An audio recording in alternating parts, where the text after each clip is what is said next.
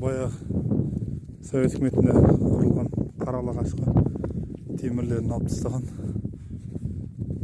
цемент қалыпты. Соның жанында бір тон тастап кеткен екен да. Соның ішіне қымызды салып орап кетейік.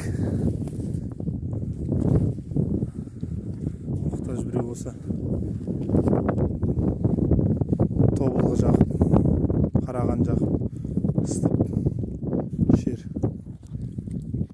Бала күнімізде сиыр баққан кезде тобылғы жағып апарған шайымызды ыстатымыз. Осында баклажка іші полный су болса отқа жанбайды баклажкасы. Сондай лайфхак бар, біле жүріңіздер.